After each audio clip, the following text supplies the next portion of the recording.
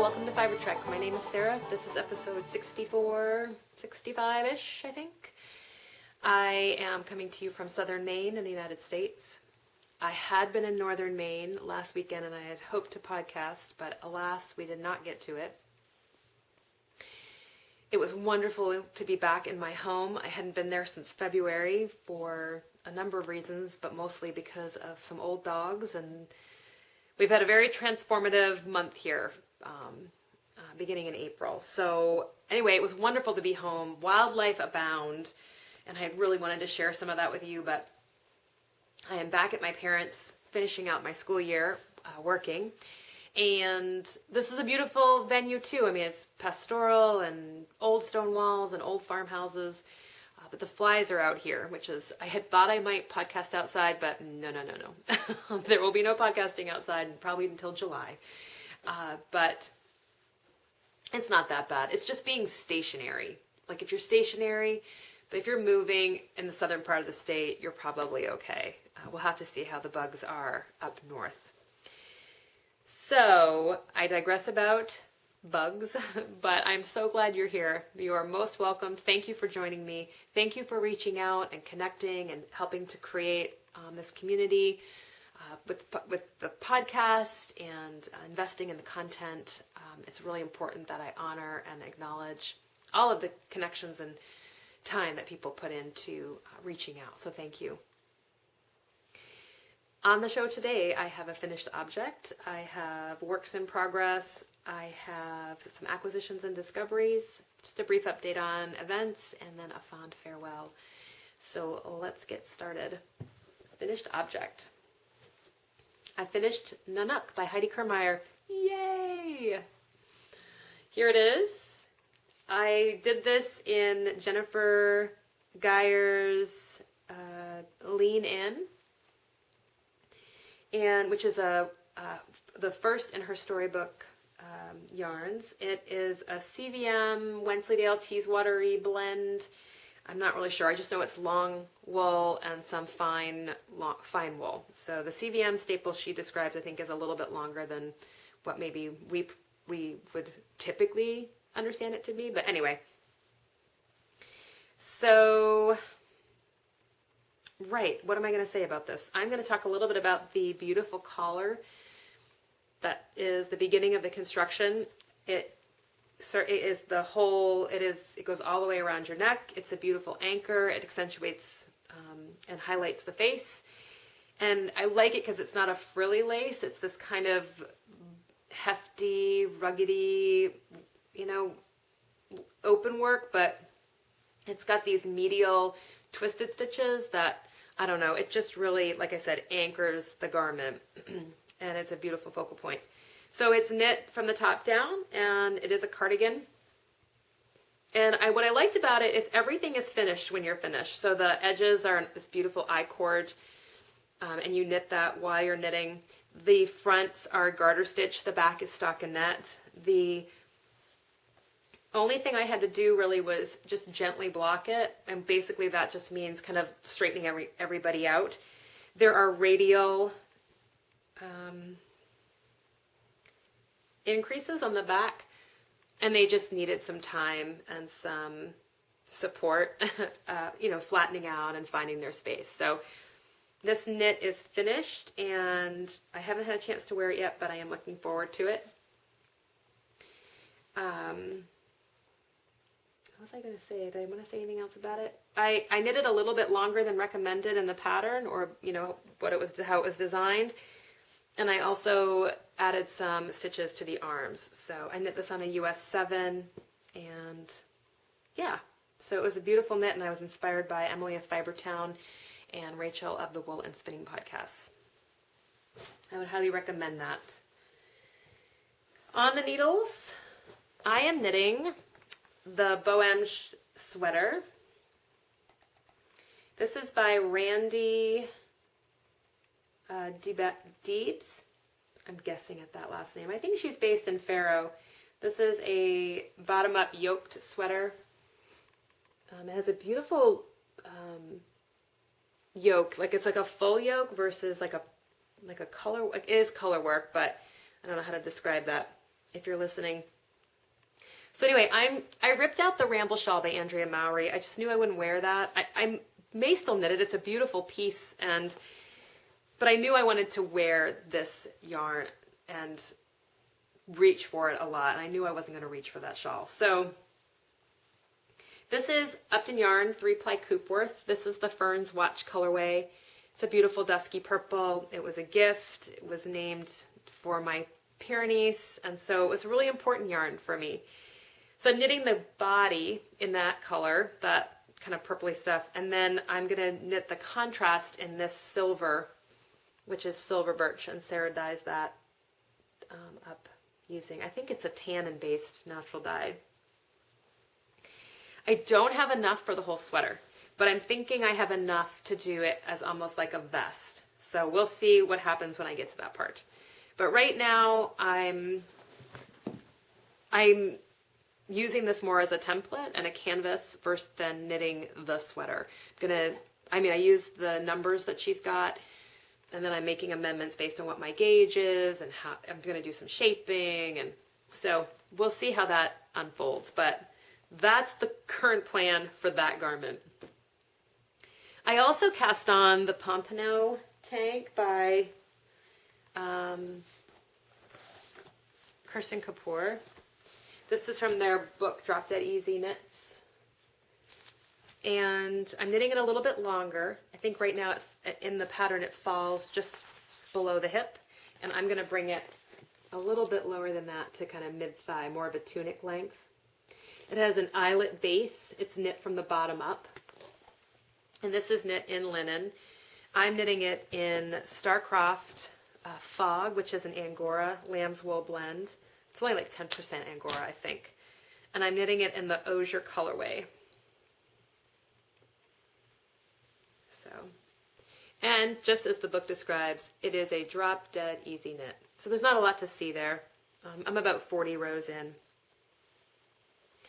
But I thought that over just like a long knit tunic, like with long sleeves, might be a really comfortable working outfit, and warm with some leggings and pair of boots. So anyway, I just thought this would make a really nice layering piece in the wool.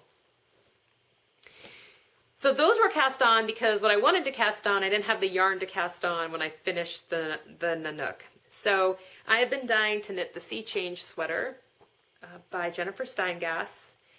And my friends Patricia of Knitography and Claire of New Hampshire Knits are going to knit along with me on this. And it is a yoked sweater. It has, primarily it's got one contrast color, and then it has this accent color at the collar line.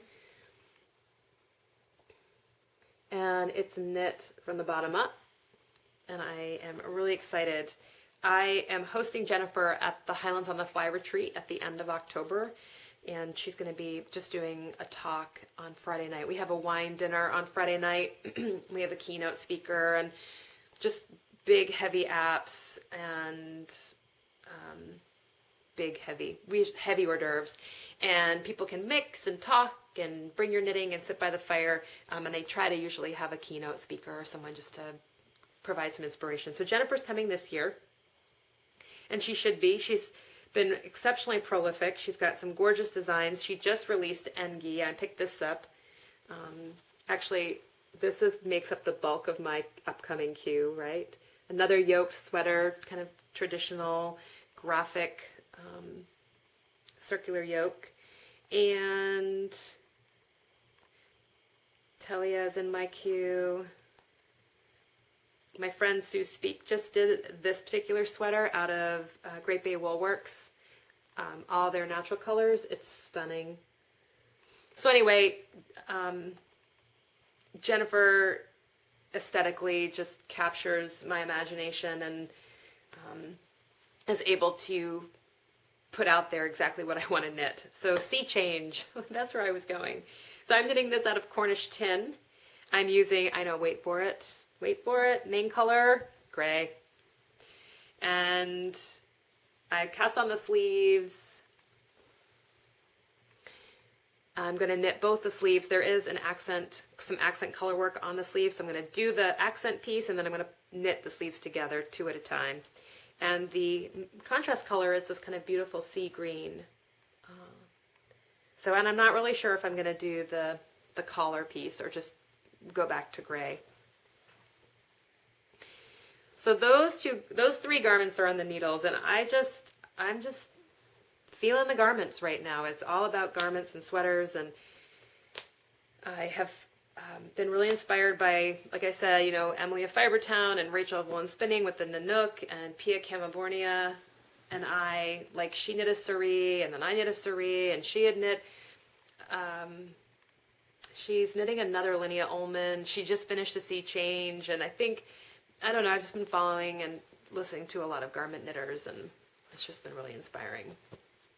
So, what else? I think that's it for On the Needles. I am still working on the Owlette cardigan for my niece, but I keep forgetting I have it because I keep getting distracted by all these other yarns. And I think one of the main driving pieces of this, of course, is the yarn and wanting to work with particular yarns and connect with particular places. So that is what I'm working on.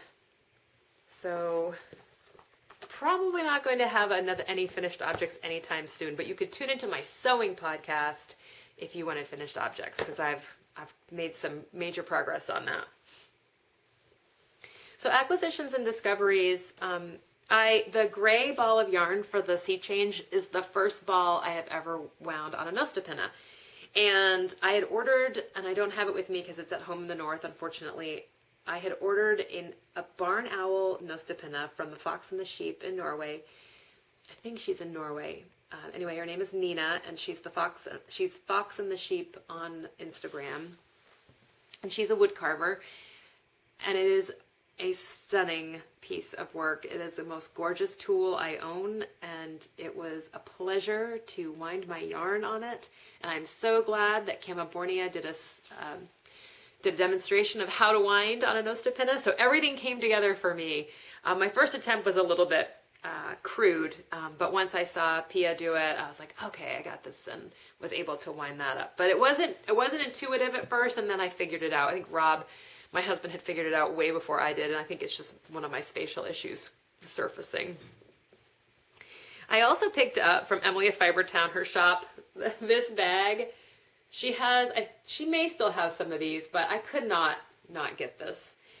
She's got some really fun and whimsical things going on in her shop. She's got hand spun and bags, and so anyway, go check her out. And if anything, I hope that she still has something left for you on this line, because they're really fun. Let's see. I received from Louise of Knit British a really heartfelt package. It arrived on a day that was very powerful for me and for Rob, and I thought it was really apropos of what we were going through that we received this gorgeous children's book, Shackleton's Journey. This is by William Grill. It's from Flying Eye Books, and it is an illustrated account of the Endurance expedition. And it has writing, but really the most fun is these gorgeous illustrations. It's just, the word whimsical is going to come up again, but he details each of the crew members and something about them. He commemorates the dogs for their contribution to the expedition. There's a whole thing on the Endurance.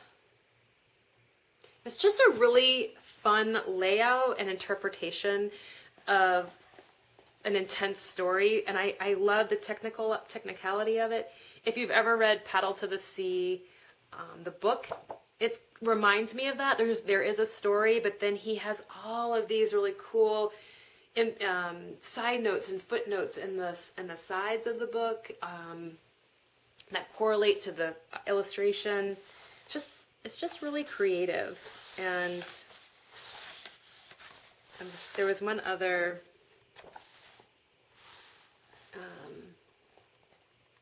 I don't know, they're just really dramatic illustrations, and they really highlight space and the size, and I don't know, I was just really moved by this particular publication. So that's Shackleton's journey, William Grew. I felt really blessed to receive this. I had a couple other pieces arrive. Louise sent some gorgeous breed-specific yarns. I had a friend send some natural dyed yarns, and those have all actually gone into the elementary school. I did a presentation on spinning and wool and knitting to the kids, and I was using them in the presentations. So as they come up, I will certainly detail them. I mentioned that the book arrived on a very powerful day, and it's been a little while since I've been able to sit down and do the podcast because we've been really busy. It's been a really transformative month for Rob and I and the pack. And the beginning of April, we helped our sweet Anatolian shepherd move on, and that was inevitable. He was 14, and my vet was so wonderful. Kept telling me how old he was, he couldn't believe it. And we were very blessed to be there and be part of his, next journey. So it was very moving, and I keep using those same words, but those are the ones that really capture those moments. But it brought up a lot of opportunities for Rob and I to talk about the pack. We were down to one dog. We've had 3. I've had 4. So it just brought up a lot of conversation, and we were excited about opportunities, and we were apprehensive about the change in our lifestyle, and so we were doing a lot of thinking, and we kind of hatched a plan for how we were going to expand our pack in the future. That all, of course, went out the window, as most plans usually do. The universe has a different story it's going to tell, and I just wasn't interested in resisting that. I happened to head over to Buckwheat Blossom Farm 2 weeks ago, and they had a Border Collie puppy. Part of what Rob and I wanted to do was get another puppy from the breeder where I got Belle, and then do a rescue. I had 3 rescues in my life, and then Bella was a puppy that I raised, and so anyway, there was a puppy over there at Buckwheat Blossom, and happened to be from the same breeder where I got Belle 15 years ago. And so I was speaking with Amy, and she said, oh yeah, she's only doing 1 litter a year, and it wasn't, you needed to kind of, be on top of it in order to get a puppy, because they were really, people were looking for puppies, and from this particular woman. And so I came home and I emailed Lynn, and she said, well, in fact, I have a pup, and 2 homes have not worked out for her. She was never placed in them. They just had emergencies and they weren't able to take the puppy. Would you like her? And I was like, well, first I was like, no. And then through discussion with Rob and my parents, my family, we really decided that this was meant to be, and we named her Ruby, and Ruby was going to be a member of the pack, and we should go get her. And so we did. It was wonderful to see Lynn again. I got to see Bella's half-brother, who's 14, and they look so similar. Lynn is a really thoughtful steward of the breed, and she is interested in dogs that both work and are companions. She trials her dogs, but then they're home most of the winter. So she was like, I want dogs that can do both circuits. She's got dogs competing and trialing over in the nationals in Spain, and but I just want a dog for fun, to work my little flock, and have that.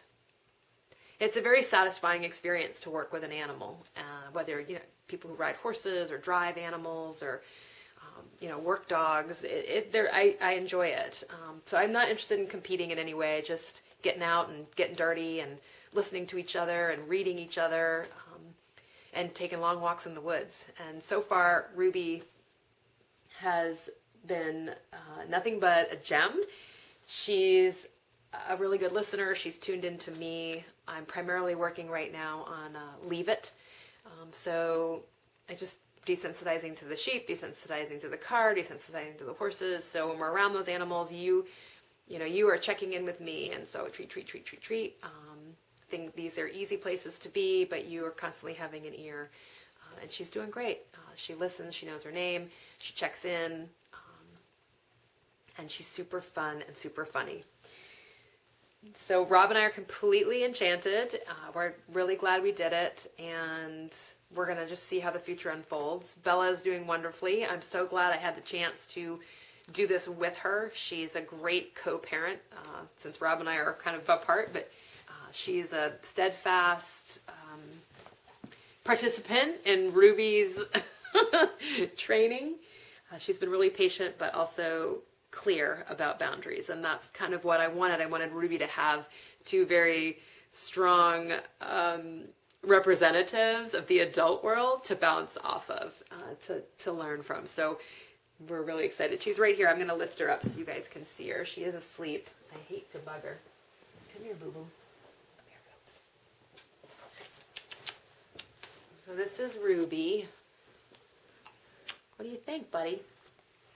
And she's 3 months. She's 3 months old. We did a nice long walk in the woods today. We are discovering lots of fun things like turkey poop and sticks. So you'll, I'm sure, get to hear more about Ruby and what's been happening with the pack. But thank you so much for all of you who were so supportive of those changes in our life. Right, so a couple events. I did mention the Highlands on the Fly. Looking forward to that with Jennifer Steingass, as I said. I have room in my Wolf Scout retreat. That is August 13th through the 17th with Mary Jane Mucklestone and Janie Estelle of Starcroft Fiber and Sarah Lake of Upton Yarns. And let's see, there's more information about that on my website. If you'd like to register, I'm doing it the old-fashioned way where you mail in a check. And if you have any questions about the transportation going in, I'm happy to answer those. It is a little bit remote. It's gonna, it takes a little time to figure that all out, but I think it's worth it in the end. It's on a beautiful vintage camp on Munsungan Lake, and the cabins all have hot and cold running water, flush toilets, etc. So anyway, that is coming up in August, and I think that's it really. I have the Highlands on the Fly, the Bold Coast, that's full. There might be one spot available on the Bold Coast. That's a 3-day trip in Machiasport. Any of those events, if you're interested in coming out to Maine, let me know. I'll help you get sorted out. Right, I think that's it. I'm going to bid you a fond farewell, and I hope you're doing well. I hate doing a fond farewell and then saying well, so I hope you're in good spirits. In the meantime, wherever your fiber trucks may take you, may you return home safe and with lots of soulful stash. I'll see you next time. Bye.